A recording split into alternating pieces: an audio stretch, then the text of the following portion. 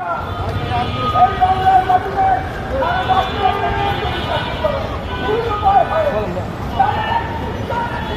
বন্ধুকে এক সপ্তাহ ধরে কোনো যোগাযোগ নাই, কই গেছে বলতে পারি না। কালকে রাত্রে আমার বয়স দিচ্ছে যে বলতে যে আমার এখন আটকায় রাখছে, তুমি কিছু টাকা দাবি করতে 10,000 টাকা দিলে আমার সাইরা দিব।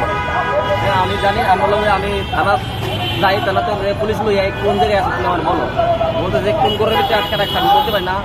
এই টাকাটা কারা দাবি করতেছে? আমাকে বলছে ওরা দাবি করতেছে। ওরা বলতে কারা? ওই যারা ওরা ঘরের ভিতরে বন্দি করে রাখছে। কিন্তু মানে কারা ঘরে বন্দি করে রাখছে এটা কি আপনি জানেন? এটা আমি জানি না, নাম বলে না।